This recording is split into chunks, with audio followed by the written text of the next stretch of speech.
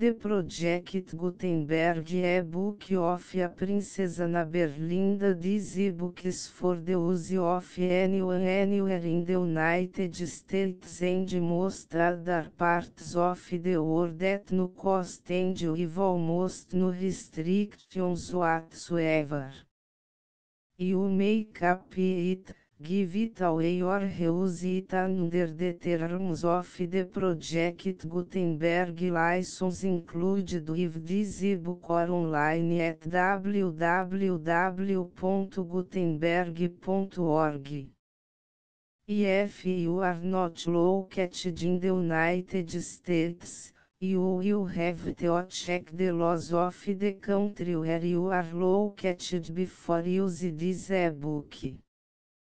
Title: A Princesa Anna Berlinda. Author: Urbano de Castro. Release Date: December 13, 2006. E-book Jogo da Velha 20103. Most recently updated, September 2, 2020. Language: Portuguese. Credits: Produced by Rita Farinha and the online distributed proofreading at http://www.pgdp.net. This file was produced from images generously made available by National Library of Portugal, Biblioteca Nacional de Portugal.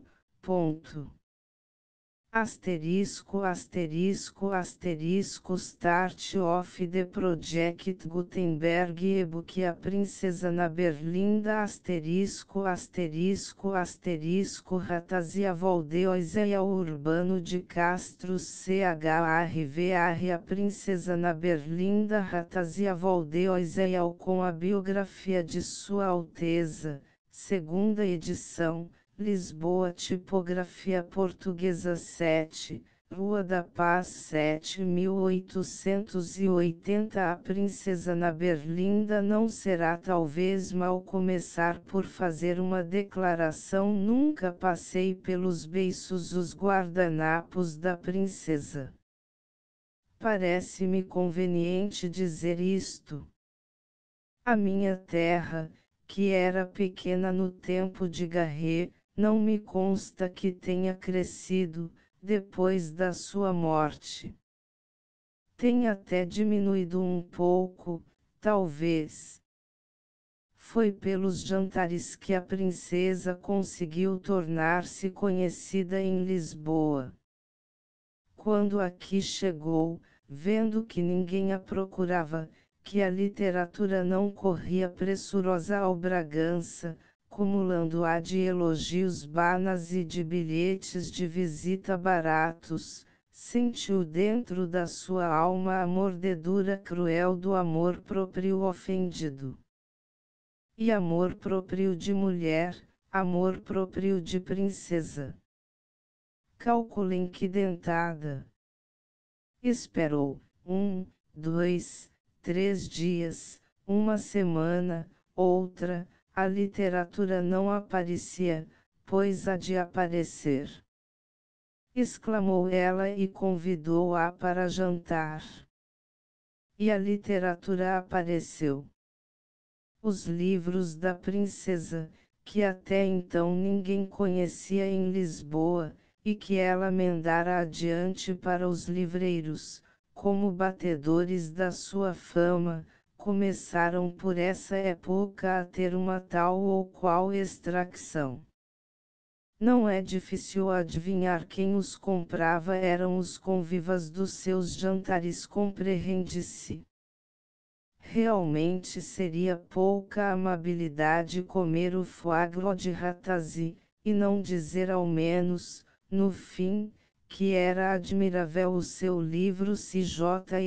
Reine, beber o champagne da princesa, e não lhe segredar que nunca mulher nenhuma escrevera um volume como Nice Labelle. E a propósito dos livros citavam-se os trechos das páginas abertas, abriu-os seria muito, e bebe-se mais um copo. A princesa, que é inquestionavelmente uma mulher de espírito, percebeu, o que de resto não era muito difícil, a manobra fraudulenta, como diz o Esarduk nos livros de Mortalhas, dos literatos de Lisboa. Calou-se porém muito bem calada e continuou a dar-lhes jantares hebdomadários. A concorrência cada vez era maior. Houve sujeito que se fez literato, só para jantar com a princesa. Cá fora, no Martinho e na Havanesa, esses jantares eram digeridos e comentados com a face vermelha e a palavra quente. Contavam-se anedotas, que é deveras pena não terem chegado aos ouvidos da princesa, porque, algumas delas não são em nada inferiores a muitas que lemos no seu livro. E aqui está como Madame Ratazzi conseguiu durante mês ser uma notabilidade em Lisboa. Sua Alteza, porém, em vez de contentar-se com esta glória, embora de segunda ordem, lembrou-se um dia de querer uma glória de primeira sorte, e escreveu uma comédia que, depois de muito aplaudida em sua casa pelos seus comensais, foi representada no Teatro dos Recreios, a quem ela, com carradas de razão chama um calvário, visto que lá teve a cruz da pateada. Também que diabo de público este de Lisboa, atrever-se a patear uma princesa? Se Sua Alteza tem a mania dos cúmulos e por que não a terá, sim, porque não terá Sua Alteza a mania dos cúmulos, se a tem, é impossível que pelo seu preclaro espírito não tivesse passado este o cúmulo da selvageria patear uma princesa. Ah! Decididamente Sua Alteza não estava em sorte. Paz de chance. No hotel os convivas faziam muito mais despesa de iguarias do que de elogios, nos recreios, o público muita mais despesa de botas do que de luvas. Paz de chance. Foi então, naturalmente, que o seu espírito se orientou na direção a dar ao Portugal a Valdeoisel. Ah! Os senhores julgam que não é mais do que comerem-me os meus jantares, do que patearem-me as minhas peças, esperem que já os ensino. Até aqui tenho-os recebido como convivas, agora vou passar a tratá-los como assumptos. Os senhores pensam, quando estão à minha mesa, que são meus comensais, pois enganam-se, são páginas para o meu livro. Não sou eu quem os obsequeio aos senhores, os senhores é que me obsequiam. Escusam de dizer muito obrigado, eu é que tenho que dizer-lhes merci. E escreveu L. Portugal a Valdeoisel. Lisboa já sabe pouco mais ou menos o que o livro é. Os jornais têm dado excelentes amostras de aquela famosa peça. Por que não havemos nós de dar também algumas? Estes dois perfis da nossa nobreza, por exemplo. Venha primeiro o conde de asterisco asterisco asterisco o conde asterisco asterisco asterisco um dos meus valsistas, e um valsista encantador, entre parênteses, não é menos notável. De muito antiga e nobre família, é verdadeiramente um dos taipos mais salientes de Lisboa. Orça pelos 50, mas não obstante aparenta um grande ar de mocidade. Baixinho, apurado, e elegante, há em toda a sua pessoa uma excessiva vivacidade. Esta vivacidade será natural ou o resultado de um estudo paciente para parecer ainda mais novo. Talvez que sim a avaliar a sua petulância pelo mais. Os bigodes do conde de asterisco são mais negros do que o ébano. Mas isto não é nada comparado ao crânio do encantador conde. O proprietário de este crânio conserva nele alguns cabelos raros, semeados aqui e ali, tratados com zelosos cuidados, e que puxados artisticamente para a testa, ocupam o máximo espaço possível para assim substituírem os ausentes. Para suprir os defuntos põe no cocuruto uma espécie de pequeno crescente não, eu nunca ousaria dizer chinó falando de tão perfeito cavalheiro que se confunde graciosamente com os cabelos, depois cobre tudo isto com uma espessa camada de sumo de alcaçuz de que faz uma pomada a fogo lento. Por fim o seu criado de quarto, confidente de esta excentricidade, traça no meio de esta pasta de raizinha breton, uma risca de uma delicadeza, de uma pureza, de uma nitidez a causar inveja a uma rapariga de 15 anos. Quando a cataplasma está seca, o conde pode aparecer no meio dos seus concidadãos. Todos conhecem o mistério de aquela cabeça e há delírios de alegria quando o excelente homem é obrigado, em pleno sol ou em pleno baile, a andar de chapéu na mão, porque o calor tendo ação dissolvente sobre aquela untura, resulta de aí começar ela a mover-se, a palpitar, a derreter-se, acabando por escorrer pelo pescoço e pelo nariz do seu proprietário. Não obstante o conde de é um grande conquistador, um namorador que não perde ocasião de deitar a sua olhadela, sendo porém capaz de praticar heroísmos, como o demonstram várias circunstâncias da sua vida. Conta-se este facto digno dos melhores tempos da monarquia. O conde era camarista da infanta de Isabel, que morreu há anos, em avançada idade, no seu palácio de Benfica nos arrabaldes de Lisboa.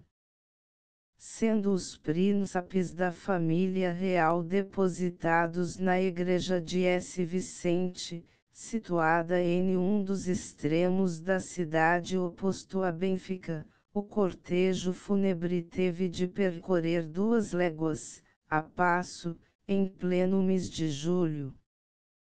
O conde devia seguir a cavalo, uniformizado e de cabeça descoberta, o corpo da sua real ama, debaixo de um sol tórrido, o que ele fez magnanimamente, sem trepidar, entregando aos abrasadores raios de Febo a sua untura cotidiana, fez-se presa sem temer a troça dos graciosos que, no dia seguinte, aludindo à liquefação do cosmético, diziam por toda a parte que ninguém figurara no cortejo com o rosto mais tristemente cheio de luto do que o infeliz conde de ponto. Igual a isto só aquela celebra caricatura do Antônio Maria. Dá-lhe cuspo. Agora o Marquês de V como exemplo não, quero citar senão um dos meus amigos o Marquês de V Vale bem a pena. É uma personalidade, uma celebridade, uma curiosidade de primeira ordem. Em vão lhe procurariam rival na galeria do Duque de Saint-Simon, e ainda menos na coleção tão rica de Molière. Em certas festas de gala ou de representação exterior, o Marquês de V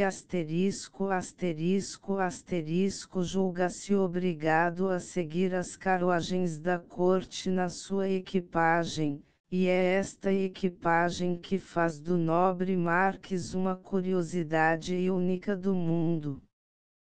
Imagine-se um coche do século passado, envidraçado de modo a ver-se todo o interior, montado sobre molas e rodas que fazem pensar nas máquinas de Leviathan, tudo isto pintado de verde, cheio de dourados em alto e baixo relevo.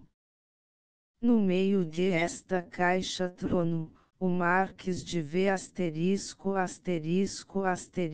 só, de cabeça descoberta, com o grande uniforme de uma ordem qualquer, com os olhos fitos na sua frente, parecendo contemplar em êxtase a base da libré do seu cocheiro, não voltando a cabeça nunca, nem para a direita nem para a esquerda, dir-se-ia uma estátua e não um homem. A carruagem é atrelada a 4 cavalos, montados por 2 postilhões e guiados por um cocheiro gorducho sentado em uma almofada que parece um divã. Na taboa da carruagem 2 enormes lacaios em pé. Todo este pessoal vem empoado e veste uma libré verde claro que deslumbra a vista e faz piscar os olhos. Não se pode imaginar nada mais original. Quando a cerimônia terminou e a parte official do programa está cumprida, o Marquês faz gravemente o giro das principais ruas e praças de Lisboa para se fazer admirar. Em Paris entraria em casa corrido a batatas cozidas. Aqui deixam-o em paz é costume. Se eu fosse rei de Portugal proibia a este fidalgo, sob as mais graves penas, de me fazer assim cortejo com a sua intrudada, mas, com isso, arriscaria talvez a minha coroa. É de justiça acrescentar que o Marquês de V é um homem instruído. Que seria, Deus meu, se o não fosse? Realmente está parecido. O Antônio Maria não o faz melhor. Depois de estes perfis hilariantes como o protóxido de azote, tenha o leitor a paciência de me acompanhar ao capítulo em que Sua Alteza nos dá a honra de falar dos nossos enterros. Demos a palavra à princesa. É realmente coisa curiosa que acompanhando o pai e os filhos ao cemitério, estes não acompanhem os pais. Não é costume. Deixa-se este cuidado aos parentes mais afastados ou aos amigos. Por quê? Não me o poderão explicar, acho porém esquisito. Está no seu direito. Foi porém mal informada. Os pais também não acompanham os filhos. Quanto a achar o caso estranho não tem de quê. O facto de em França os parentes mais próximos acompanharem os cadáveres dos seus defunctos não prova nada, senão que até na morte é verdadeiro o dictado cada terra com seu uso. O que é deveras esquisito, é querer Sua Alteza que os costumes sejam os mesmos em todos os países. Para quem se propõe escrever livros de viagem, não pode haver ponto de vista mais ridículo nem mais acanhado. Continua a autora: quando uma pessoa morre, a família não envia cartas de participação. Faz um anúncio nos jornais, e está tudo pronto, visto que o dito anúncio termina invariavelmente por este clichê: não se fazem convites especiais atendendo ao estado de consternação indizível em que a família está. Compreendo muito bem que a família esteja em um estado de consternação indizível. Entretanto, visto que esta consternação lhe permite fazer anúncios nos jornais, parece-me que, com um pequeno esforço, lhe permitiria também enviar cartas de participação impressas à casa de cada um, como se faz nos outros países. Resulta com efeito deste costume que, se não se lerem os jornais, ou antes os anúncios dos jornais, pode muito bem acontecer deixar uma pessoa de acompanhar ao cemitério o seu tio, primo, ou o seu melhor amigo. Foi ainda mal informada Sua Alteza. É verdade que muitas vezes o anúncio fúnebre termina por aquele molho, mas não é menos verdade que raríssimas vezes se deixa de enviar cartas de participação.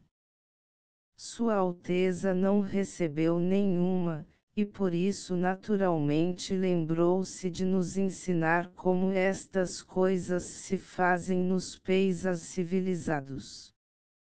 Obrigado, princesa. Quanto a não ter recebido carta alguma de participação, desculpe, hei de mandar-lhe uma, quando morrer o meu tareco. Coitada! Infeliz princesa! Ninguém lhe mandou carta de participação. Então que se lhe há de fazer? No nosso peso os enterros serão tudo quanto coise, mas não são intrudadas. A respeito dos chavões com que é costume fechar anúncios fúnebres, faltou-lhe ainda um. Este: não se fazem convites especiais por expressa determinação do finado. Foi pena escapar. Que bela página humorística não escreve a princesa com tema tão divertido. Mas nem só os enterros têm a honra de espantar Sua Alteza. O livro está cheio de exemplos do mesmo gênero. Sente-se mesmo em algumas páginas que a princesa não chega a contar metade dos seus espantos. Qual metade? Nem a 10ª, nem a 100ª, nem a 1000ª parte. Porque a verdade é esta: Sua Alteza apenas transpôs a fronteira, começou a sentir as dores do espanto. Exatamente, agora é que eu acertei, começou a sentir as dores do espanto, e o seu livro, que até hoje ninguém sabia bem o que é, passa agora muito logicamente a ser o feliz parto que a aliviou das citadas dores, logo que ela se viu em terreno conhecido, que é como quem diria logo que a natureza permitiu que o robusto menino visse a clara luz do dia. Espanto. Espanto. Sempre espanto. Os portugueses não dizem até amanhã, dizem até amanhã. Se Deus quis e espanto, não acompanham seus pais ao cemitério espanto, as varinas carregam-se de ouro espanto, vai muita gente aos bastidores de S. Carlos espanto, dizemos um copo de água e não anverride é ao espanto. Estamos a uma latitude e a uma longitude diferentes de Paris espanto, as nossas pulgas mordem espanto, o nariz do Esarminhava é enorme espanto, punditeira, chama-se batatas espanto, uma preciosidade que o Léo matola, espanto. Espanto, espanto, sempre espanto. Por que não escreveu o seu livro tal qual o pensou princesa? Por que não nos deu, por exemplo, uma página neste gênero uma vez, tendo entrado casualmente em uma igreja, aproximei-me de uma mulher que estava rezando, em voz suficientemente alta, para que se pudesse perceber o que ela dizia. Aproximo-me mais, e calculem o meu espanto, ao ouvir estas palavras: Padre nosso, que estás no céu, santificado. Acreditarão agora que isto quer dizer em português noutra periquietes auxiliaris que vatrinam soit, santifié. Como diabo, perdoe-se-me a heresia, quererão os meus bons amigos portugueses que Nosso Senhor os entenda. E não seria este por certo o menos notável dos seus espantos.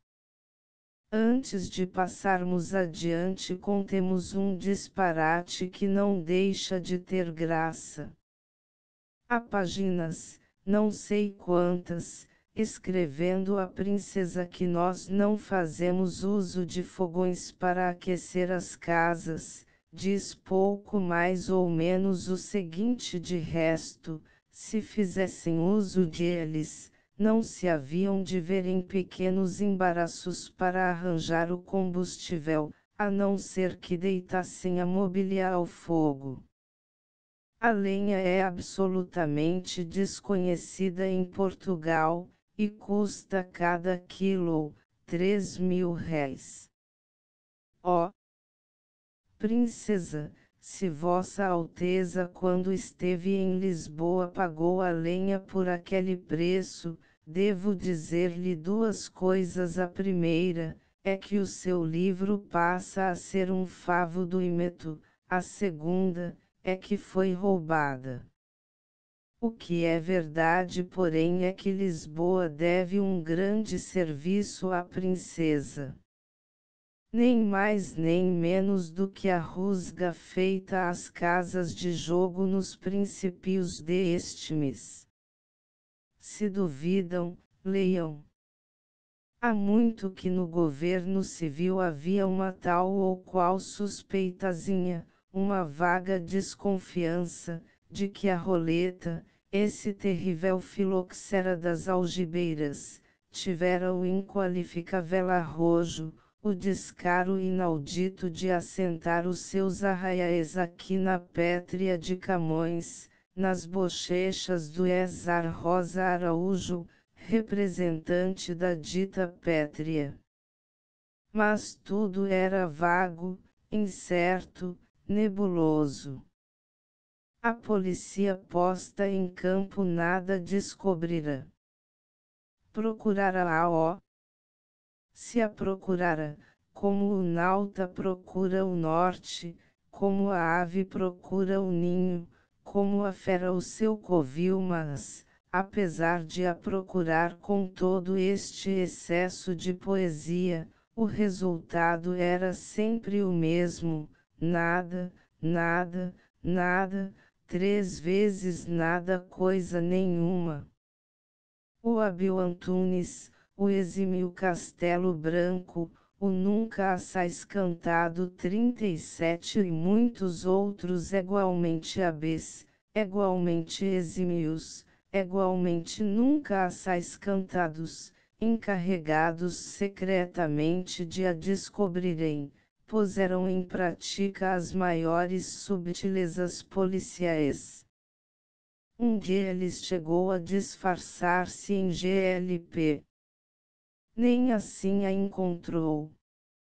Nada os fazia recuar, nada os intimidava, desconheciam, e creio que ainda desconhecem, o verbo trepidar.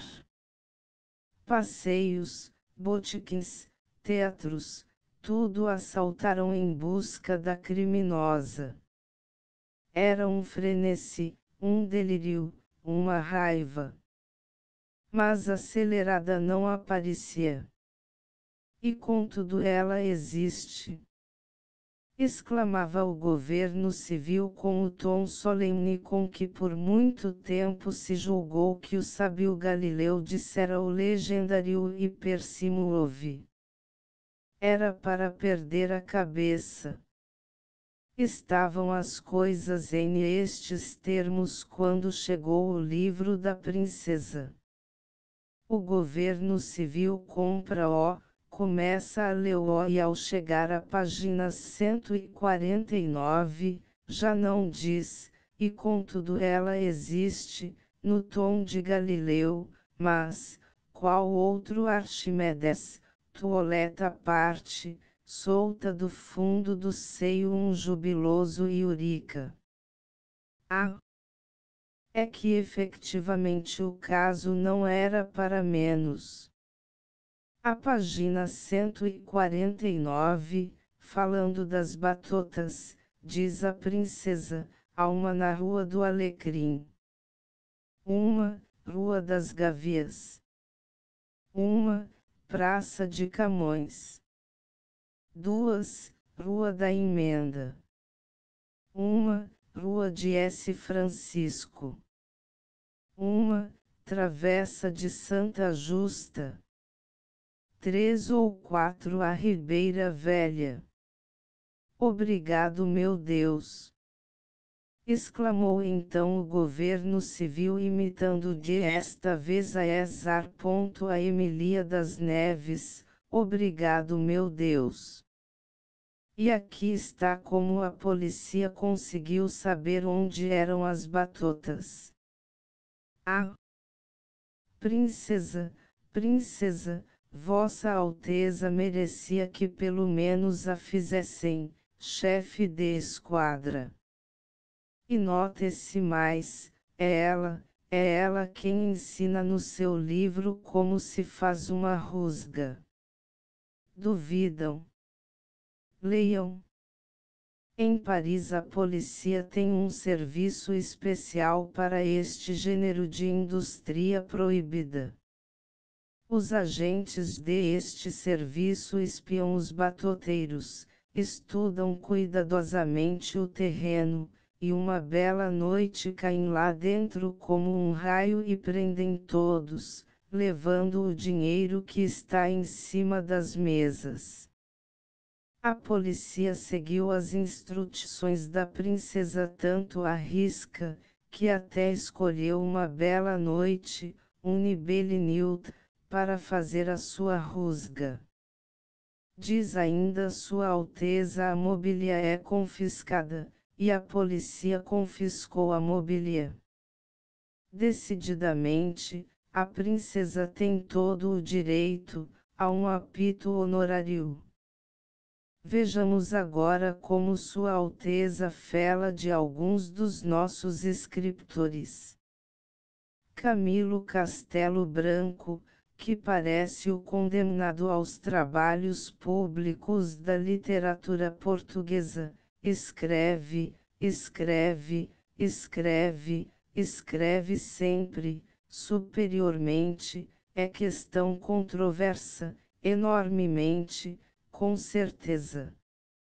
A quantidade excede em muito a qualidade, diz ela, dotado de uma atividade laboriosa, infatigável, comparável à de uma legião de formigas, que instrui romances contemporâneos sobre romances históricos, com uma perseverança e uma sequência que intrigam a imaginação.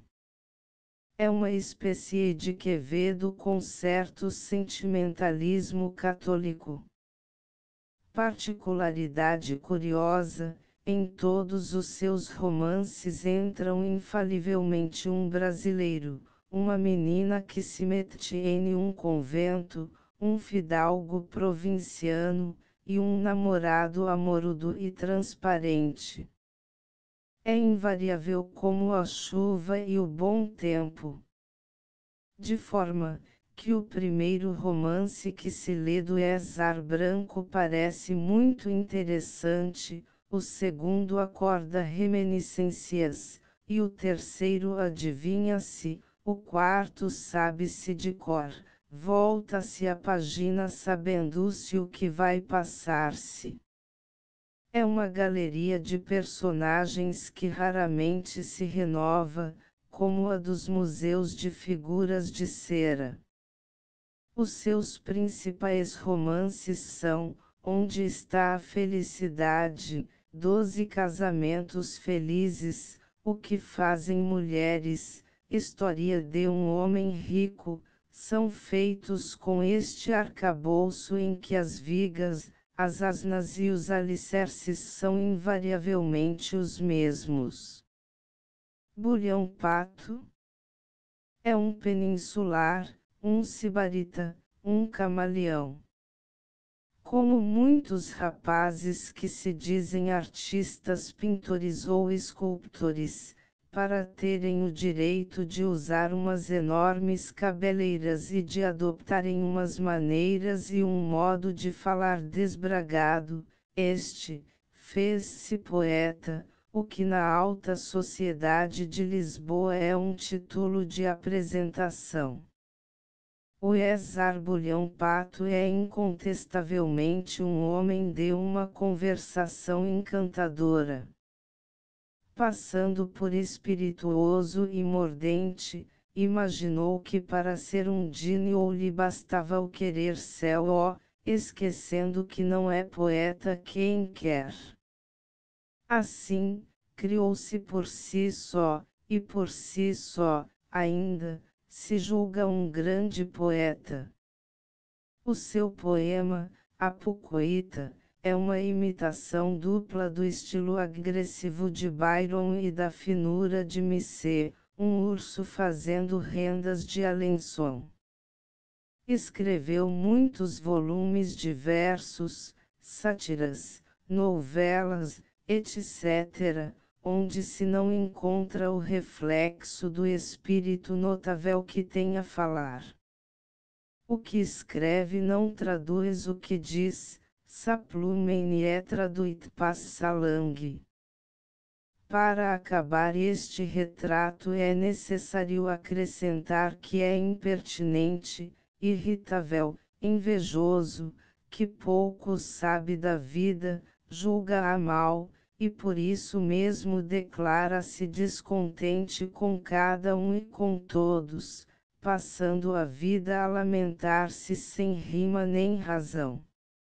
Em uma nota continua no mesmo tom amável chamando-lhe o poeta da melena, Poet Auxiliary Los Cheveux. Ernest Biestero, o grande magro literário de quem Castilho dizia é um fruto de inverno, por mais que o espremam não deita nada. O que ele traduziu, apanhou, pilhou, é incalculável. Seriam necessários volumes só para fazer a sua rápida enumeração. Os seus dramas originais, Caridade na Sombra, Moscovelos, Natureza de Alma, são uma galeria de manequins sem vida e até sem cordéis.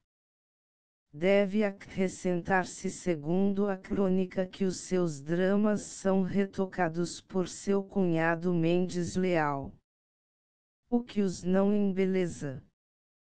Biaster teve a glória de ser um dos fundadores da Revista Contemporânea de Portugal e Brasil, que durou 5 anos, onde se acham associadas todas as individualidades do elogio mútuo. Mendes Leal, José da Silva, nasceu em Lisboa em 1820. Sem talento e até sem disposições dramáticas, escreveu muitos dramas e romances históricos. É o literato português que fez mais plagiatos, e isto com a máxima audácia e sem cerimônia. O seu teatro pertence à escola do ultrarromantismo, e Os Dois Renegados, que passam por ser a fina flor da sua coroa literária, são um drama insípido, cheio de punhais, venenos e ciladas. O seu romance Calabar é completamente tirado do Bateur d'Estrade, de Paul Duplessis. As suas poesias formam um volume no qual só uma poesia é digna de menção, A Morte de Carlos Alberto. Este fruto seco da literatura foi bibliotecário de Lisboa, ministro, e finalmente ministro plenipotenciário em Paris. O que prova que as mediocridades são muita vez empregadas. Agora querem saber como aparecem os nomes portugueses no livro da princesa. Arre vai uma amostra. Ode o velho não cansa, o notável romance de Rebelo da Silva, é Ode velho, Vraucalca. O prato de arroz doce, de Teixeira de Vasconcelos, chama-se o Porto de Ourasdou. As tempestades sonoras, de Teófilo Braga, são as tempestades sonoras.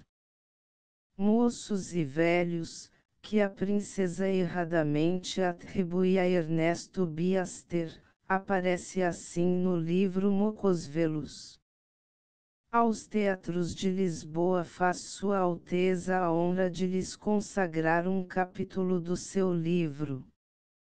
E como a princesa é mulher coerente em todos os actos da sua vida, não quis deixar de ser mexeriqueira tratando de assunto que tanto a mexerico se presta. Assim diz, por exemplo, falando do teatro do Gimnásio: este teatro não tem prazo determinado para as suas representações pela excelente razão de que as receitas são mais de que mediocres. Os artistas e directors do Gimnásio acham-se constantemente, uns para com os outros. Assim diz, por exemplo, falando do teatro do Gimnásio: este teatro não tem prazo determinado para as suas representações pela excelente razão de que as receitas são mais de que mediocres. Os artistas e directors do Gimnásio acham-se constantemente, uns para com os outros, na situação de um credor importuno para com Mr. de Talleyrand. O senhor não me dirá quando me paga o que me deve, dizia o credor.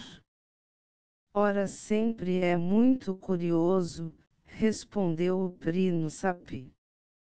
Realmente é difícil perceber a que vem isto. Pela nossa parte entendemos que são profundamente ridículos todos estes promenores da vida íntima dos teatros. Julgamos além de isso haver falsidade no mexerico da princesa. Mas ainda que seja verdade o que ela diz, não será de mau gosto trazer questõezinhas de soalheiro para um livro de viagens. Do Gimnásio, diz ainda, que viu ali representar magistralmente o Hector Pedro, secundado por duas jovens e formosas mulheres Cândida e Loura. Dou-lhes um doce se adivinharem quem são estas duas jovens e formosas mulheres. Cândida e Loura quer dizer Amélia Vieira e Emilia dos Anjos. Há porém uma dificuldade, e desde já nos confessamos incompetentes para resolver qual será a loura. Mistério que só a princesa poderá decifrar.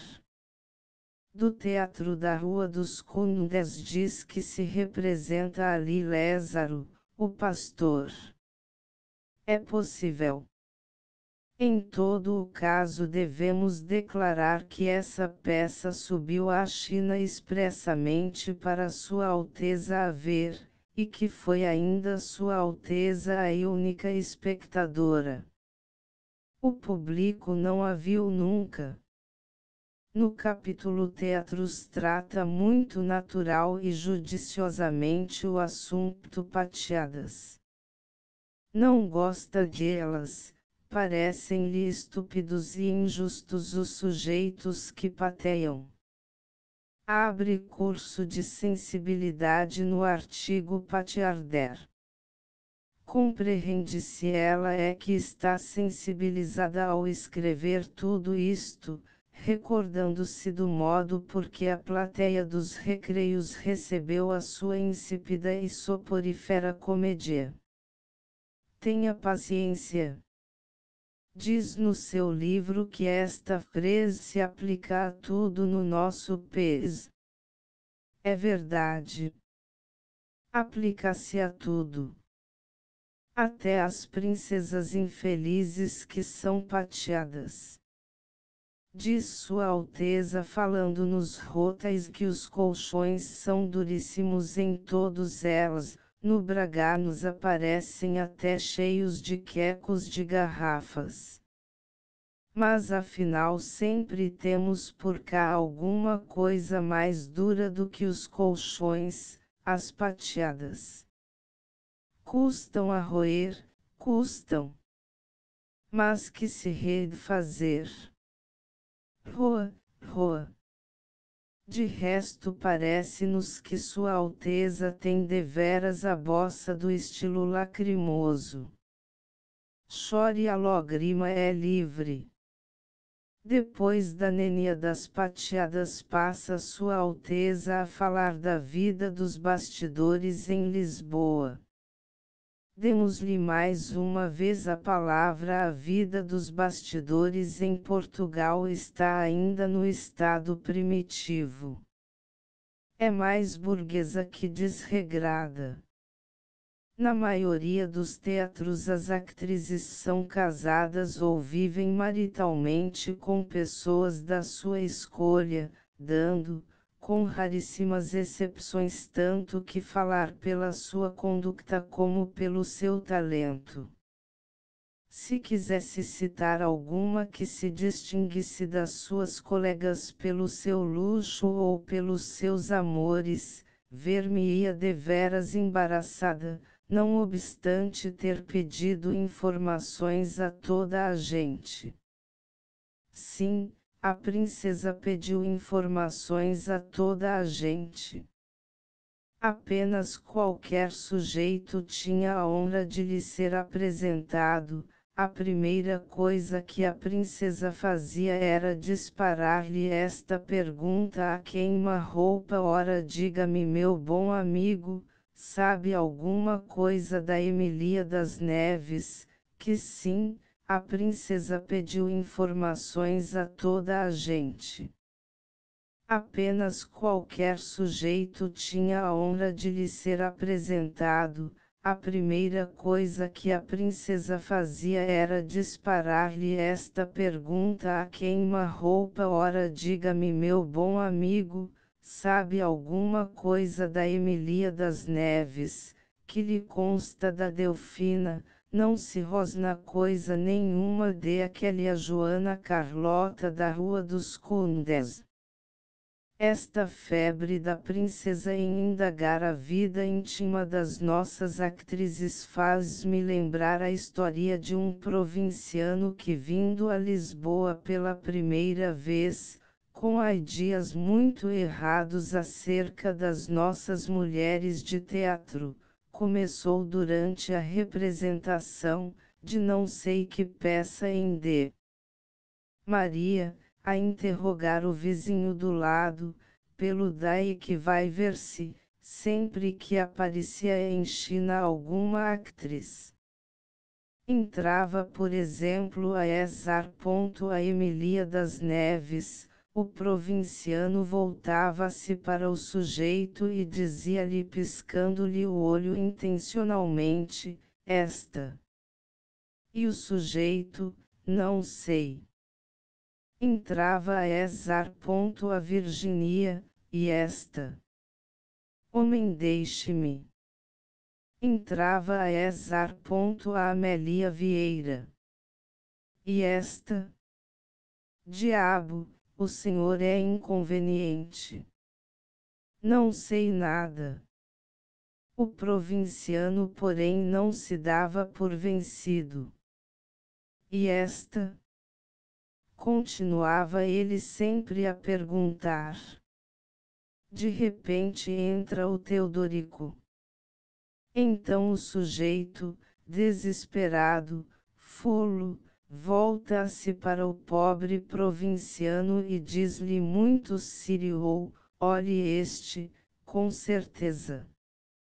A princesa fez exatamente o papel do provinciano, e, tão infeliz como ele, não ficou sabendo coisa nenhuma. Ficou até sabendo menos que o provinciano. Em todo o caso registre-se que no entender de Sua Alteza a vida dos bastidores em Portugal é uma polícia mais burguesa que desregrada. Chega a ser infame, não é assim, princesa?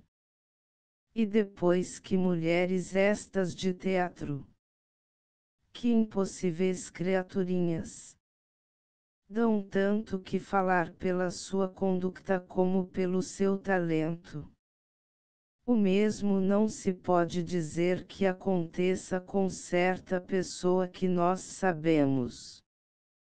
Essa dá muito mais que falar pela sua conduta do que pelo seu talento. Foi deveras infeliz a princesa em questões de teatro. Viu-se sempre embaraçada. Até se quisesse citar alguma atriz que se distinguisse das suas colegas pelo seu luxo ou pelos seus amores, até nessas circunstâncias os embaraços lhe não permitiriam a citação. É realmente estar com azar. Pois nós, se quiséssemos citar alguma princesa que se distinguisse de todas as outras pelo seu luxo tapajeur ou pelos seus amores, fazíamos isso sem a mais pequena dificuldade. Termina Sua Alteza o capítulo dos teatros falando das dançarinas de S. Carlos. Diz Sua Alteza: as dançarinas não dão que falar de si. Há para isto duas razões. A primeira é que, salvo duas ou três exceções, são feias que metem medo. A segunda é que a maioria de elas parece-me ter chegado a esta idade feliz em que se tem jus à veneração e ao respeito. Ora, aqui está o que aconteceria a Sua Alteza se em vez de ser uma basblu e pretensiosa fosse dançarina de S. Carlos. Ninguém falaria em ela. Por tudo, e principalmente, pela segunda razão. Deixemos porém os teatros e vejamos o que a princesa diz a respeito do nosso mais notável monumento, o Mosteiro da Batalha. Batalha, também pequena cidade, que disparate! Alguns quilômetros mais longe do que Alcobaça, que descreve antes, possui um mosteiro mais pequeno, mas também gótico, e de um estilo ainda mais puro que o de Alcobaça. Este mosteiro foi fundado pelo rei de João I, que ali repousa. Nota-se particularmente a sala do capítulo, cuja elegância é superior a toda a expressão, bem como o claustro. Decididamente, os senhores frades de aqueles tempos tinham bem boas habitações, e é pena que se não tivessem construído mais, tão encantadoras, não para lhe servirem unicamente de residência, mas para alegrarem os olhos dos turistas. Ter visto a batalha, ter entrado em aquele monumento, que é uma verdadeira epopeia de pedra, e escrever o que ali fica, sabe o que é, princesa, é um diploma. Simplesmente não lhe digo de que vá ter com alguns dos muitos estrangeiros ilustres que visitaram aquele mosteiro, franceses, ingleses, italianos, espanhóis, russos, alemães, ou de qualquer outra nacionalidade, diga-lhes que viu a batalha, mostre-lhes depois o que escreveu no seu livro. Qualquer deles lhe dirá de que é o tal diploma. Mas, que diabo! Também não pode haver tempo para tudo, e, ela por ela, a equipagem do Marquês de V é de certo muito mais digna de atenção do que o monumental é da Fice ou da Batalha. É pena, diz Sua Alteza, que não se tivessem construído mais monumentos para alegrar os olhos dos turistas. Ah! Sim, é pena. Pois não. Chega a ser uma dor de alma não estar o reino de Portugal cheio de monumentos, como a batalha, para que Sua Alteza, a muito alta e muito nobre princesa Ratazzi, pudesse percorrer o país com os olhinhos alegres. Porque afinal de contas, o majestoso e sublime mosteiro não lhe causou nenhuma outra impressão, alegrou-lhe o olho.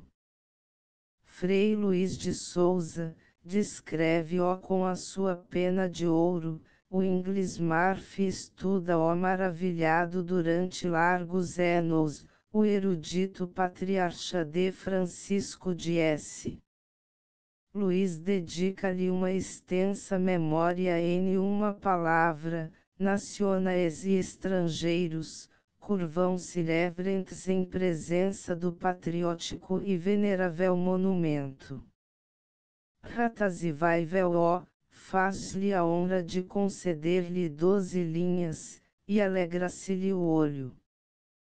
Isto é, o mosteiro produz-lhe o mesmo efeito que um copinho de chartreuse. Vamos, compatriotas, sirvam café à princesa, e tragam em uma bandeja, mosteiro da batalha e copos. Sua Alteza tem o olhar baço e triste, alegremos-lhe o olho, demos-lhe um cálicezinho da sala do capítulo. Então, princesa, nada de cerimônias. Sequer mandamos também buscar os Jerônimos. Beba, beba. Alegre-se, alegre-se. É impagável no fim de tudo esta Ratazzi Melício é espirituoso e incisivo, e a batalha, alegra-lhe o olho. Delicioso, como dizia o Leone nos Amores de Boccaccio. Tudo quanto o leitor tem visto até agora, fica porém eclipsado pelo capítulo em que a muito nobre princesa fala do modo por que os estrangeiros são recebidos em Lisboa. Leiam, pode dizer-se, sem grande exagero, que há um secreto horror pelos estrangeiros e que são olhados com maus olhos. Entretanto, esta execração tem graus e não deixa de ser curioso fazer o seu estudo. Suponhamos que um pobre diabo se eie de inanição em uma das praças públicas de Lisboa, confessando que não recebeu do céu a graça de ter nascido cidadão português. 1 grau se é inglês, dão-lhe os restos da comida do dia antecedente. 2 graus se é alemão, um bocado de pão. 3 graus se é americano, umas migalhas. 4 graus se é italiano, um copo de água. 5 graus se é francês, não lhe dão nada. Aqui está aproximadamente a gradação de estima a que um estrangeiro pode aspirar em Portugal. Os ingleses são os mais considerados, o que se explica, dizendo-se que Portugal é um pouco uma colônia inglesa, uma terra de exportação para os produtos da Grã-Bretanha. O ouro e os uniformes militares são ingleses. Há neste povo meridional muitos costumes anglicanos que ficaram como recordação da aliança das armas inglesas contra os franceses em 1808. Os alemães gozam de alguma consideração. Os americanos do norte são antes temidos do que estimados. Os italianos são todos pasteleiros ou tanners, é a opinião dos portugueses que dou aqui, não a minha. Mas é uma opinião perfeitamente estabelecida, e qualquer que seja a posição social de um italiano que chega a Portugal, será considerado por todos como um pasteleiro que fez fortuna, ou como um tenor em procura de escritura. Os franceses muito bem acolhidos à superfície, são perfeitamente detestados no fundo. Quando não são luveiros, cabeleireiros ou cozinheiros consideram-os como uns aventureiros. Há uma avidez por todos os frutos da sua inteligência, tira-se-lhes tudo que produzem em ciências, belas artes e literatura, mas ninguém se julga em obrigação de lhes dar nada em troca. Detestam-os por instinto. Esta antipatia transmite-se de pais a filhos, ou para melhor dizer, remonta de filhos a pais até ao primeiro império. Disse uma vez um poeta nosso que certo sujeito era uma perfídia dentro de um açucareiro. De este trechocinho pode dizer-se, parodiando aquele frase que é também uma perfídia dentro de outra coisa acabada em eiro. Com que então em Lisboa, quando se encontra um francês caído no meio da rua, cheio de fome, morto de inanição, passa-se para diante e não se lhe dá nada, absolutamente nada, reinduto. Ó, honestíssima e honradíssima princesa, porque não se atolou mais um poucochinho no esterquilínio da calúnia para que deixou a cabecinha de fora? Que diabo! Tem pouca imaginação Vossa Alteza. Gira-lhe nas veias sangue de príncipes, mas a caluniar não passa de uma burguesinha porque dizer só, que há um Francis que se encontra estendido na praça pública, nada se dá, nada se lhe faz, porque não disse antes, que se varria esse Francis de envolta com o lixo, porque não disse que se lhe dava um bolo de estrichnina, perbaco, produzia mais efeito, princesa. Afinal, de tudo quanto há no seu livro, a página deveras torpe, é aquela. Do resto, diga-se a verdade, nem quei valia a pena falar. Ah!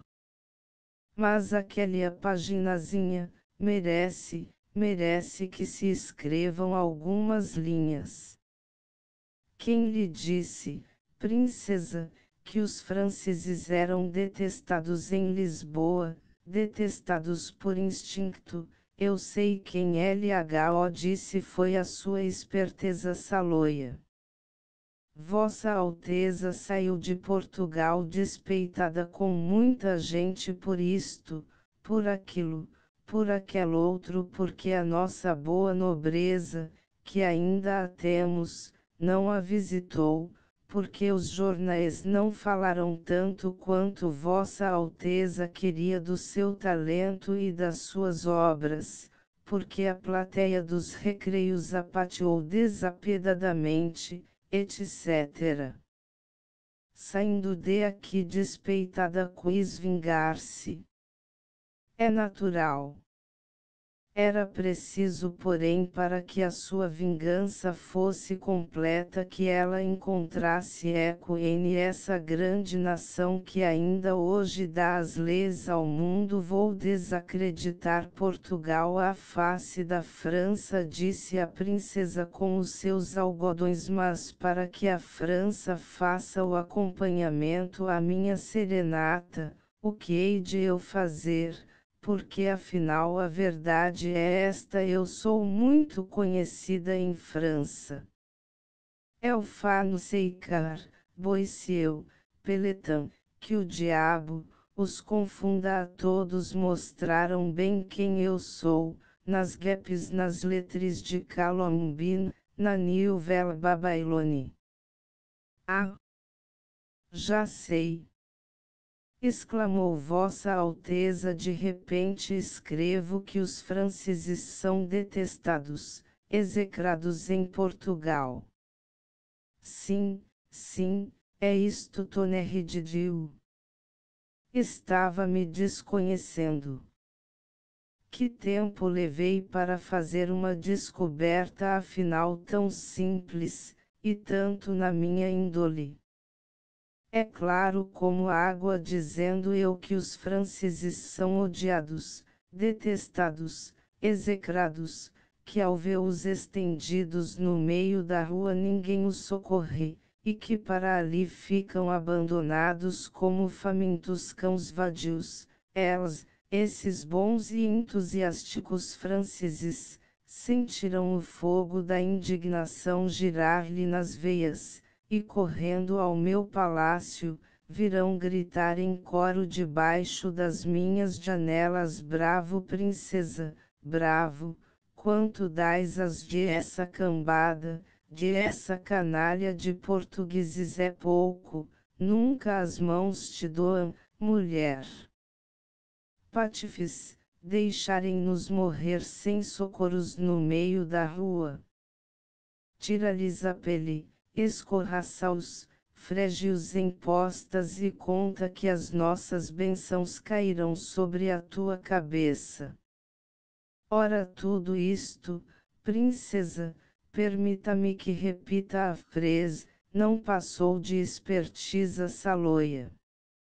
A França sabe perfeitamente quanto é querida e estimada em Portugal. Ela não ignora de certo que na hora da provação, quando rebentou essa terrível guerra franco-prussiana, aqui em esta cidade de Lisboa, onde se abandonam vilmente franceses no meio da rua, todos, sem distinção de classes, desde o chefe do Estado, podemos dizer, até ao mais humilde cidadão, todos faziam votos para que a vitória fosse coroar com a sua rutilante auréola as armas desse valente e generoso povo, que Portugal tem o bom senso de não tornar responsável pelos actos praticados por dois dos seus despotas. E olhe Vossa Alteza Princesa, tudo isto aconteceu estando um Bonaparte à frente da França. Hoje, e olhe Vossa Alteza Princesa, tudo isto aconteceu estando um Bonaparte à frente da França. Hoje, que não está lá nenhum, calcule como terá aumentado a nossa simpatia por aquela grande nação. A esperteza saloia precisava de correctivo. Arrifica. A princesa diz que nós os portugueses somos muito pacientes. Assim é, mas quando um mosquito começa a zumbir-nos aos ouvidos, a importunar-nos, depois de o sacudirmos, 1, 2, 3 vezes, zangamo-nos e damos-lhe uma palmada com tanta vontade, que o esborrachamos. É uma porcaria, de acordo. Mas também para que serve a água? Agora as últimas palavras, as palavras da despedida. Em uma carta circular que Sua Alteza dirigiu à imprensa diz a ela fumi parda nequelques plaisanteris senos importums e senos partipris, que é como se dissesse queiram os senhores desculpar alguns gracejos inofensivos e sem intenção. Ah! Pois não, princesa. Com todo o gosto. Sem mais aquele, como se diz em gíria. E se o nosso folheto tiver a honra de ser lido por Vossa Alteza, lembre-se das suas linhas e queira também desculpar-nos quelques plaisanteris senos importums e senos partipris. Segue a biografia da princesa. Biografia Ratazzi. Maria estudou Miriuais, princesa de Sumos, depois condessa, mulher de letras francesa, nascida em Waterford, Inglaterra, em 1833. É neta de Luciano Bonaparte, irmão de Napoleão e filha de Letícia Bonaparte, e de Sir Thomas Wise, membro do Parlamento de Inglaterra, que morreu ministro plenipotenciário da Grã-Bretanha em Afinas. Descendente de uma série de uniões consideradas como outras tantas mesalliances para a família Bonaparte, foi sempre considerada por esta como uma intrusa, ou como uma inimiga. Quando o príncipe Luís, seu primo, foi eleito presidente da República Francesa, proibiu-lhe formalmente que usasse o nome de Bonaparte Visi, pelo qual eram conhecidos seu pai e seu irmão. Entretanto, a sua filiação napoleônica está tão bem estabelecida se não melhor que a do seu próprio primo.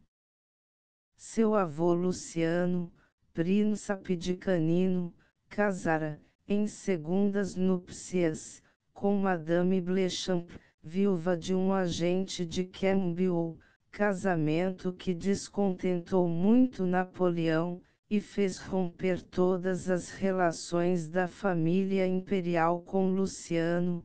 Este, tendo-se retirado à Itália, fez naturalizar romanos todos os seus filhos, tão pouca era a sua fé na restauração da dinastia a que pertencia. A neta, nascida de mãe romana, Letizia Bonaparte, e de P. Irlandis, era realmente uma Bonaparte, mas tão pouco francesa quanto possível. Foi contudo educada na casa da Legião de Honra de S. de Nice, e, como não tivesse meios, fez-se professora. Em 1848, quando a família Bonaparte foi permitida a entrada em França, e o príncipe Luís se propôs a presidente da República Francesa, foi pedida em casamento por Mr. Frederico de Sumos, rico alsaciano que adotou em 700 ou 800 mil francos, esperando que ela viesse a ser uma das estrelas da futura corte de seu primo, e que assim o levasse às grandezas. Não aconteceu nada disto. Os Bonapartes, e principalmente o futuro Napoleão III, não a consideraram como da família, como o pai da segunda mulher de Luciano ocupara um emprego de inspector nos Direitos Reunidos, pretendiam não terem nada de comum com a descendente de um vendedor de tabacos, e foi isto o que os jornais do Eliseu lhe disseram, nu e cru, quando Madame de Sumos, posto que muito nova ainda, porque então apenas contava 16 anos, começou a tornar-se notável. Lançou-se então na oposição, atraiu à sua casa algumas notabilidades do Partido Democrático, abriu as suas salas aos literatos, deu festas esplêndidas, e ostentou um luxo que tinha a pretensão de fazer época na história contemporânea. No seu pequeno cercolo comparavam a Mademoiselle Montpensier e dizia-se que do seu boudoir sairia uma nova fronda. Por ocasião do golpe de Estado de 2 de dezembro, em que estavam implicadas algumas pessoas que frequentavam as suas salas, julgou-se também obrigada a deixar a França, habitando ora em Roma, na Bélgica, ora as cidades de Caldas mais notáveis. Considerava-se como exilada, e tendo alguns jornais publicado que ela pedira para ser anistiada, fez-lhes publicar esta resposta altiva: só um governo liberal e sensato me pode fazer voltar à França. Até o dia em que triunfem as nossas liberdades, aceito o exílio, mas protesto energicamente contra toda e qualquer nova insinuação, grave ou pueril, tendente a fazer admitir que, no presente ou no futuro, sob qualquer consideração, e em qualquer extremidade em que me encontre, eu possa ligar-me direta, ou indiretamente, a uma família da qual me separei voluntária e seriamente. Isto não a impediu de entrar em França em fins de 1852, mas em fevereiro de 1853, recebeu ordem de expulsão e seu primo fel a conduzir à fronteira acompanhada pelos gendarmes. A causa de esta expulsão escandalosa era sempre a mesma, a sua obstinação em querer usar o nome de Bonaparte que lhe negavam. Protestou pelos tribunais, encarregou Berryer de a defender, e o governo fez admitir pelos jornais que a ordem, arrêté, de expulsão estava em forma, visto que Madame de Sumos era estrangeira e casada com um estrangeiro não naturalizado. É muito provável que M. de Sumos, nascido em Estrasburgo, fosse Francis, mas o governo obteve dele uma declaração na qual dizia não reclamar a qualidade de Francis. Na Pétria foi publicada a seguinte nota: por ordem do ex-intendente-geral da Polícia, foram expulsos do território Francis Madame de Sumos, dizendo-se Condessa de Sumos, e M. Weiss, seu irmão, M. Bonaparte Visi, ambos estrangeiros. Estas duas pessoas usavam sem direito nenhum o nome de Bonaparte, e longe de respeitarem o nome ilustre que usurparam, serviam-se ao contrário dele para se entregarem a escândalos desordenados, a fim de mais facilmente abusarem da credulidade das pessoas com quem estavam em contacto. A ordem do ex-intendente-geral de polícia foi posta em execução e Madame de Sumos e o ex-Weiss deixaram a França. Quando se fez a anexação de Nice e da Saboia, 1862, pediu a Napoleão III a permissão de ficar em França, e obteve mesmo a de voltar a Paris. Abriu ali o seu salão, como antigamente, deu festas, escreveu crônicas e causeries em vários jornais, o Pes, o Constitutionnel, o Terf, etc., fez falar de si, como de costume, e, tendo-se reconhecido em um malicioso retrato traçado por M. de Boissieu, Fragment de Histoire, unides plus spirituelles lettres de Colombine, 1863, intentou no Figaro uma indemnização de 200.000 francos de perdas e danos. O tribunal rejeitou LHA. Entretanto, tendo-lhe morrido o marido, uniu-se a Ratazzi em uma das suas viagens a Turim, e esta ligação teve algum tempo depois o casamento por desenlace. A sua estada em Paris em 1865 trouxe-lhe novas decepções, foi-lhes dada nova ordem de expulsão e retirada uma pensão de que havia 3 anos gozava. Desde então Madame Ratazzi viveu constantemente em Turim, Florença e Roma, e publicou grande número de volumes. Um dos seus romances, Receville, fez algum barulho na Itália, e valeu ao marido de Madame Sumos algumas provocações em duelo. Em Geoff de Project Gutenberg e-book A Princesa na Berlinda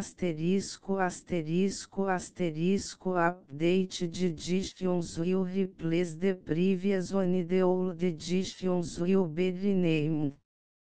Creating the works from print editions not protected by US copyright law means that no one owns the United States copyright in these works, so the foundation, and you, can copy and distribute it in the United States without permission and without paying copyright royalties.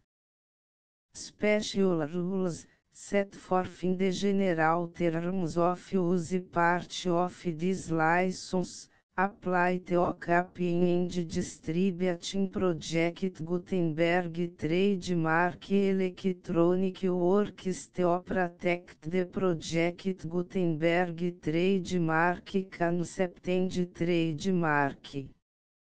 Project Gutenberg is a registered trademark, and may not be used if you charge for an e-book, except by following the terms of the trademark license, including paying royalties for use of the Project Gutenberg trademark.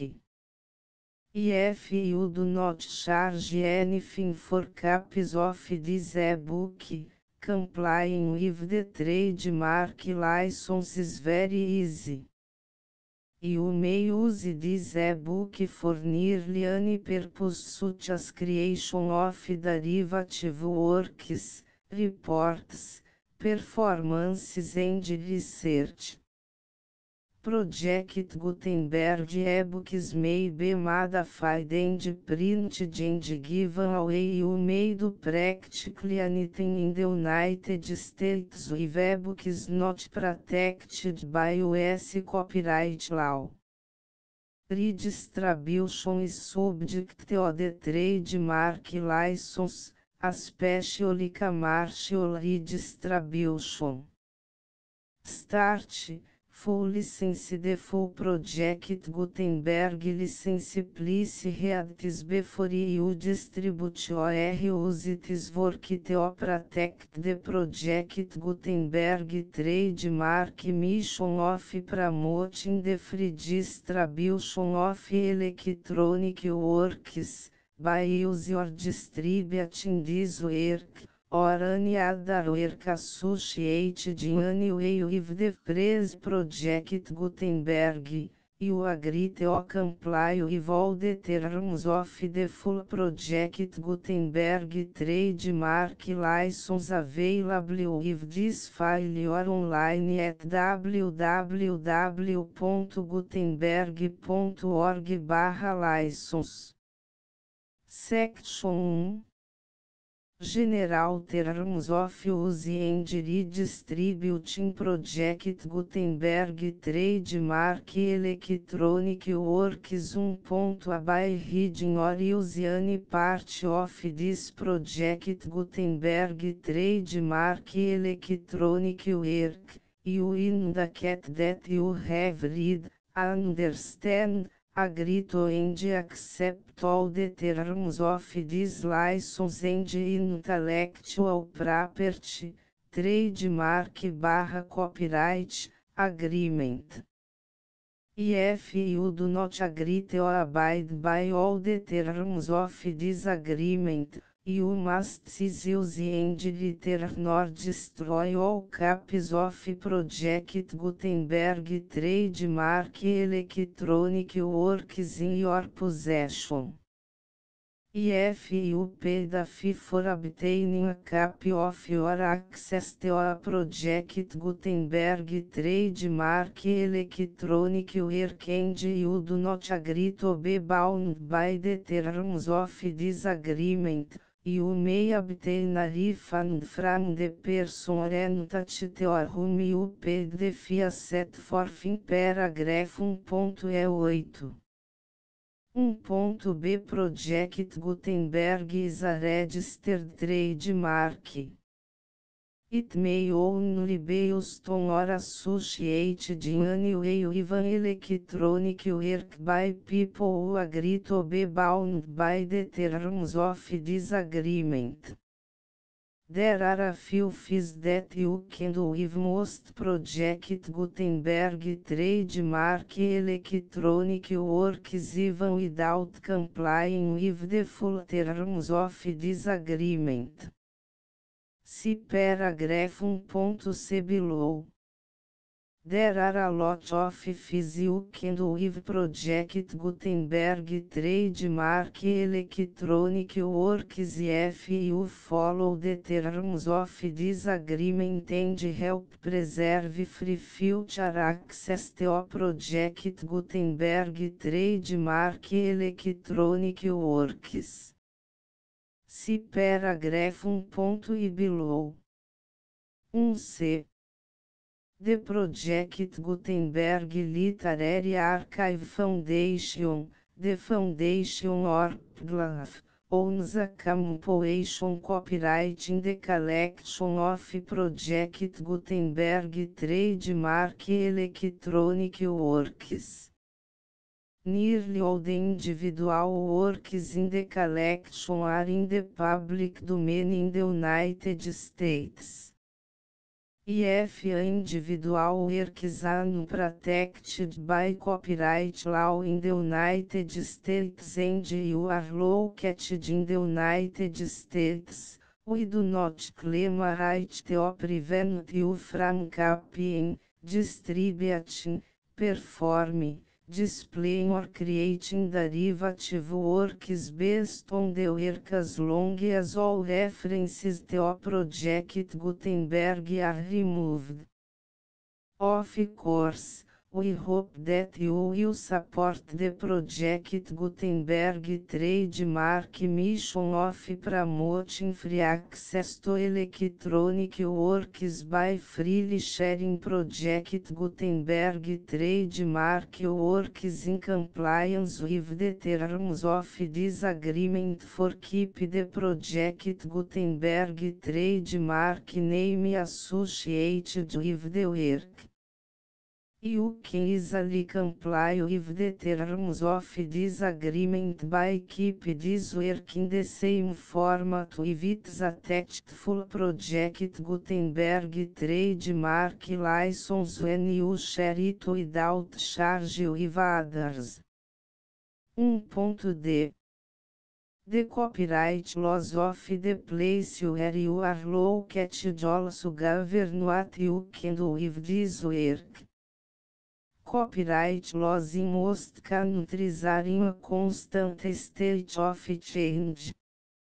If you are outside the United States, check the laws of your country in addition to the terms of this agreement before downloading, copying, displaying, performing, distributing or creating derivative works based on this work or any other Project Gutenberg trademark work. The Foundation makes no representations concerning the copyright status of any work in any country other than the United States. Unless you have removed all references to Project Gutenberg. 1.1 The following sentence, with active links to, or other immediate access to, the full Project Gutenberg trademark license must appear permanently whenever any copy of a Project Gutenberg trademark work, anywhere on which the phrase Project Gutenberg appears, or with which the phrase Project Gutenberg is associated, is accessed, displayed, performed, viewed, copied or distributed. This e-book is for the use of anyone anywhere in the United States and most other parts of the world at no cost and with almost no restrictions whatsoever. You may copy it, give it away or reuse it under the terms of the Project Gutenberg license included with this e-book or online at www.gutenberg.org. If you are not located in the United States, you will have to check the laws of the country where you are located before use this e-book. 1.E2 If a individual Project Gutenberg trademark electronic works derived from texts not protected by US copyright law, does not contain a notice indicating that it is posted with permission of the copyright holder, the work can be copied and distributed to anyone in the United States without paying any fees or charges. If you are redistributing or providing access to a work with the phrase Project Gutenberg associated with or appearing on the work, You must comply either with the requirements of paragraphs 1.E1 through 1.E7 or obtain permission for the use of the work and the project. Gutenberg trademark as set forth in paragraphs 1.E8 or 1.E9. 1.E3 IF Individual Project Gutenberg Trademark Electronic Works posted with the permission of the copyright holder. Your use and distribution must comply with both paragraphs 1.E1 through 1.E7 and any additional terms imposed by the copyright holder. Additional terms will be linked to the project Gutenberg trademark license for all works posted with the permission of the copyright holder found at the beginning of this work. 1.E4 Do not unrecord that or remove the full project Gutenberg trademark license terms from this work, or any files containing a part of this work or any other work associated with project Gutenberg trademark. 1.E5 Do not copy, display, perform, distribute or redistribute this electronic work, or any part of this electronic work, without permanently displaying the sentence set forth in paragraph 1.E1 effective links or immediate access to the full terms of the project Gutenberg trademark license.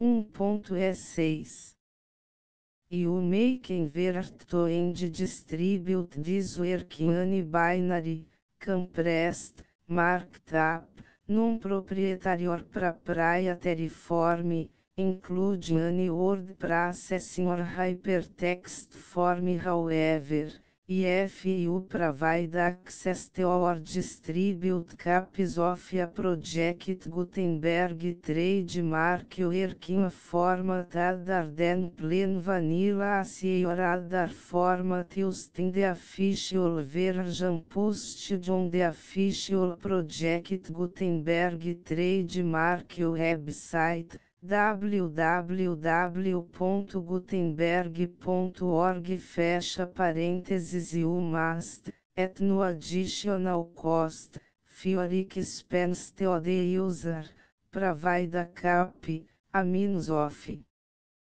exporting a copy, or a means of obtaining a copy upon request, of the work in its original plain vanilla ASCII or other form. Any alternate format must include the full project Gutenberg trademark license as specified in paragraph 1.E1.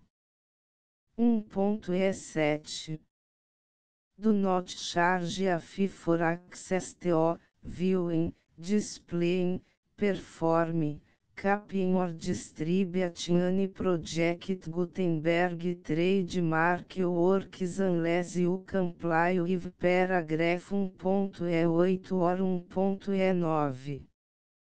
1.E8 You may charge a reasonable fee for copies of your providing access to or distributing project Gutenberg trademark electronic works provided that, item you pay a royalty fee of 20% of the gross profits you derive from the use of project Gutenberg trademark works calculated use the method you already use to calculate your applicable taxes.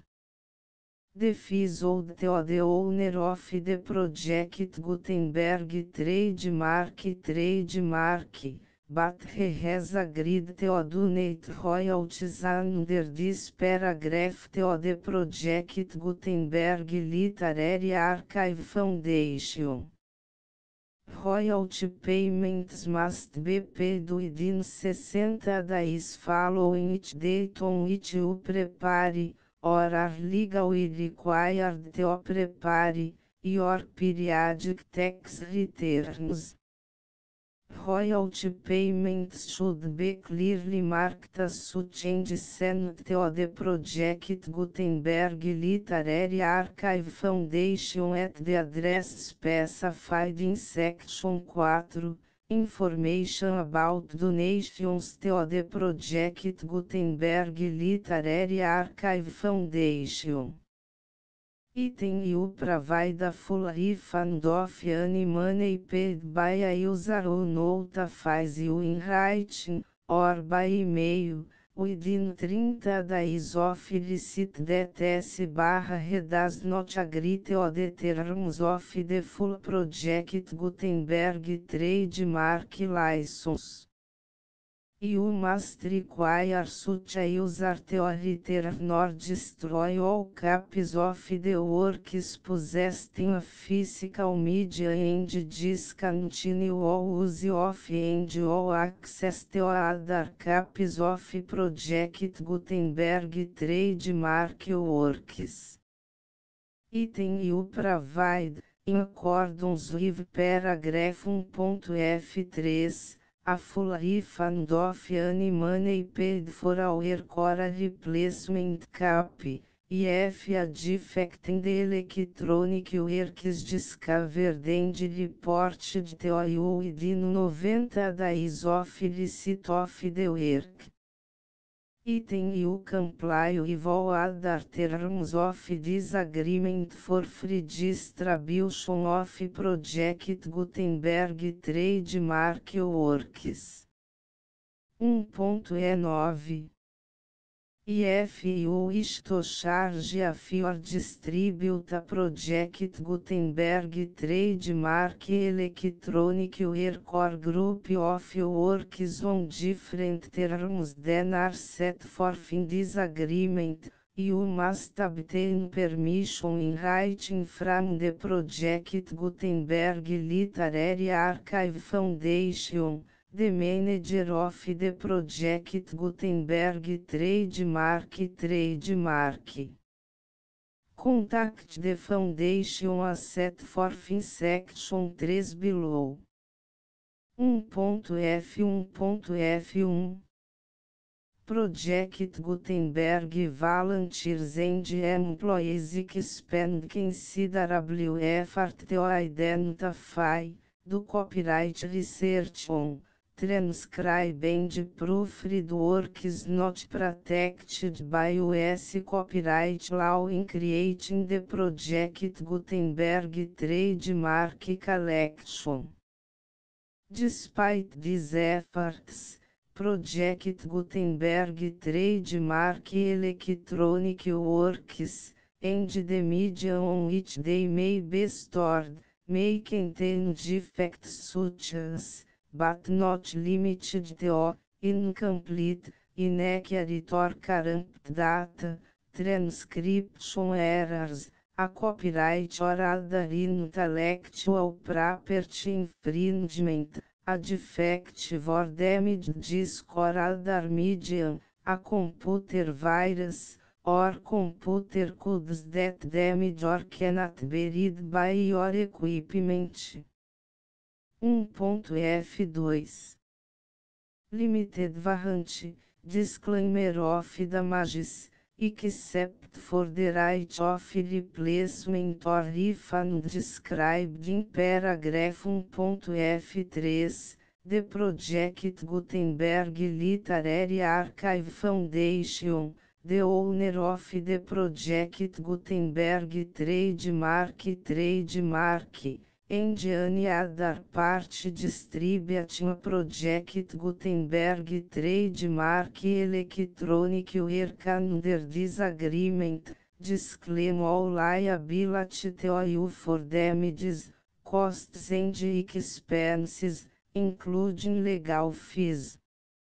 You agree that you have no remedies for negligence, strict liability, breach of warranty or breach of contract except as provided in paragraph 1.f3.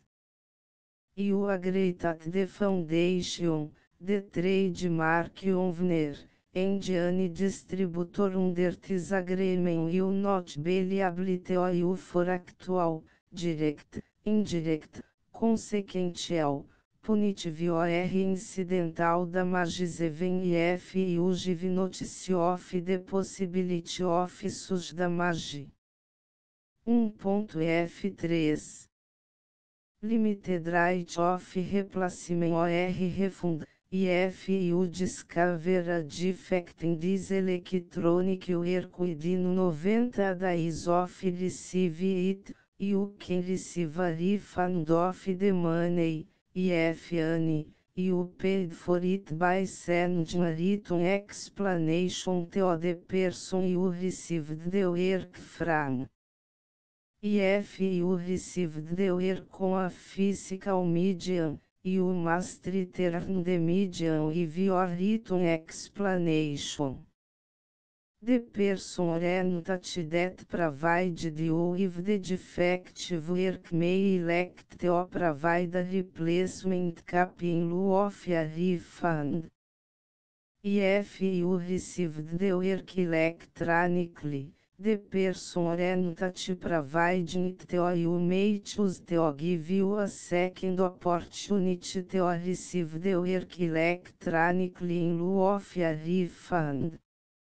If the second cap is also defective, you may demand a refund in writing without further opportunities to fix the problem. 1.f4 Except for the limited right of replacement or refund set forth in paragraph 1.f3, this work is provided to you as is, with no other warranties of any kind, express or implied, including but not limited to warranties of merchantability or fitness for any purpose. 1.f5 Some states do not allow disclaimers of certain implied warranties or the exclusion or limitation of certain types of damages. If any disclaimer or limitation set forth in this agreement violates the law of the state applicable to this agreement, the agreement shall be interpreted to make the maximum disclaimer or limitation permitted by the applicable state law. The invalidity or unenforceability of any provision of this agreement shall not void the remaining provisions. 1.f6 Indemnity.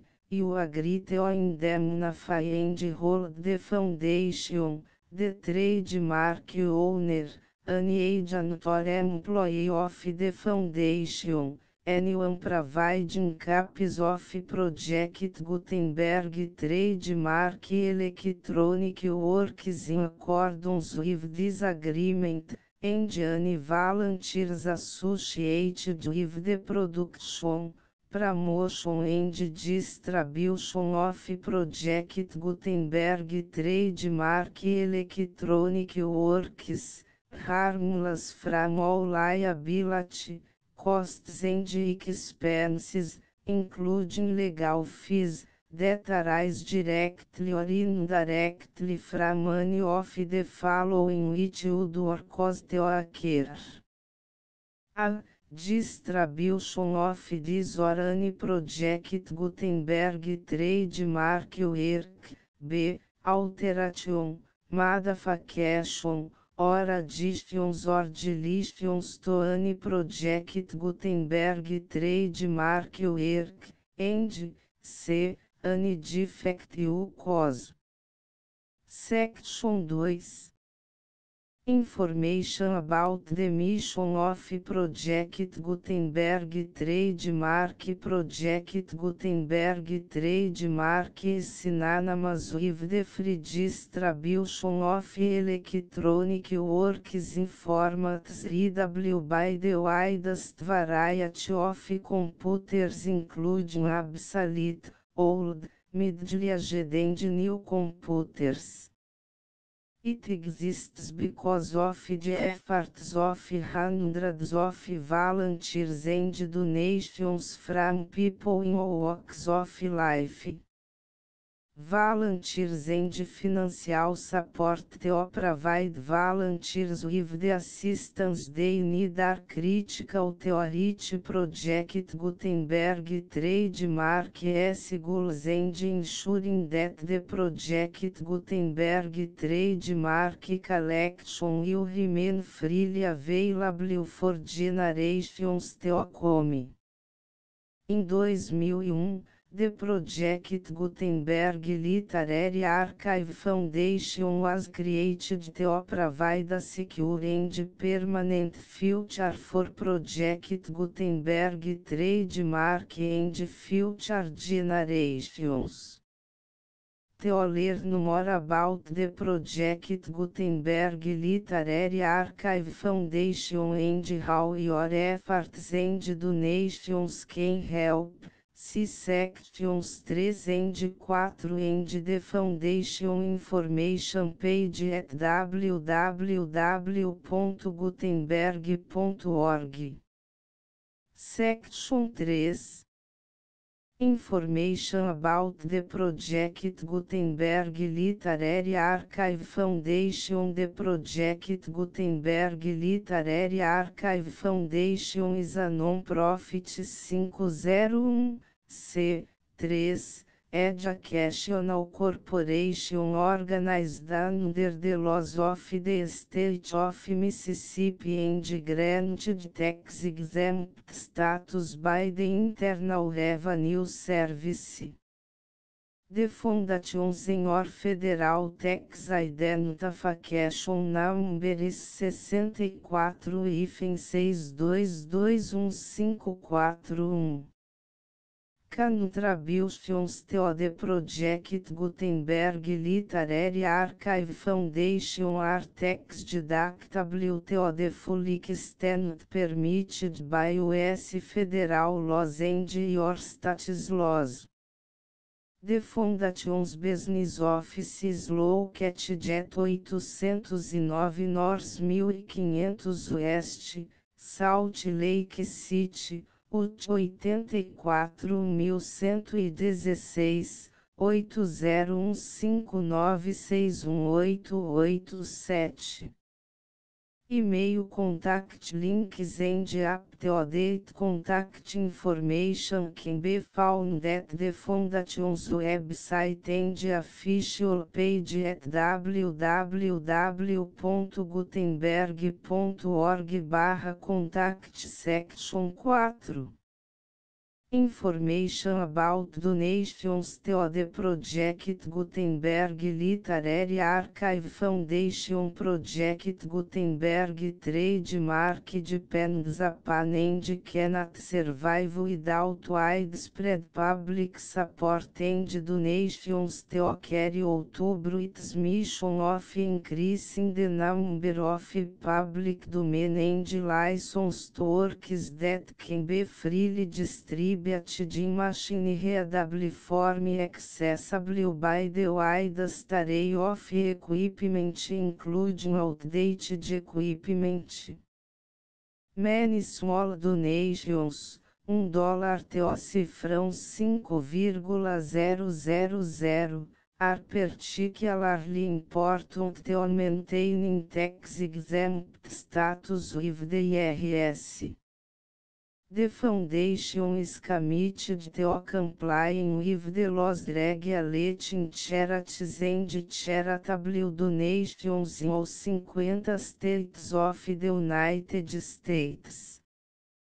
Compliance requirements are not uniform and it takes a considerable effort, much paperwork and manifest on me and keep up with these requirements. We do not solicit donations in locations where we have not received written confirmation of compliance. To send donations or determine the status of compliance for any particular state, visit www.gutenberg.org/donate. While we can attend do not solicit contributions from states where we have not met the solicitation requirements, we know of no prohibition against accepting unsolicited donations from donors in such states who approach us with offers to donate. International donations are gratefully accepted, but we cannot make any statements concerning tax treatment of donations received from outside the United States. US Los alone some power small staff. Please check the Project Gutenberg web pages for current donation methods and addresses. Donations are accepted in a number of other ways, including checks, online payments and credit card donations. To donate, please visit www.gutenberg.org/donate. Section 5. General Information about Project Gutenberg Trademark Electronic Works. Professor Michael S. Hart was the originator of the Project Gutenberg Trademark concept of a library of electronic works that could be freely shared with anyone. For 40 years, reproduced and distributed Project Gutenberg trademark ebooks with only a loose network of volunteer support. Project Gutenberg trademark ebooks are often created from several printed editions, all of which are confirmed as not protected by copyright in the US unless a copyright notice is included. Thus, we do not necessarily keep ebooks in compliance with any particular paper edition. Most people start at our website, which has the main page search facility, www.gutenberg.org. This website includes information about Project Gutenberg trademark, including how to make donations to the Project Gutenberg Literary Archive Foundation, how to help produce our new ebooks, and how to subscribe to our email newsletter to hear about new ebooks. Ratazia Valdeoseia Urbano de Castro CHRVR. A Princesa na Berlinda. Ratazia Valdeoseia com a biografia de Sua Alteza a Princesa na Berlinda. Biografia de Full Project Gutenberg. License 6, 7, 8, 9, 10, 11, 12, 13, 14, 15, 16, 17, 18, 19, 20, 21, 22, 23, 24, 25, 26, 27, 28, 30, 31.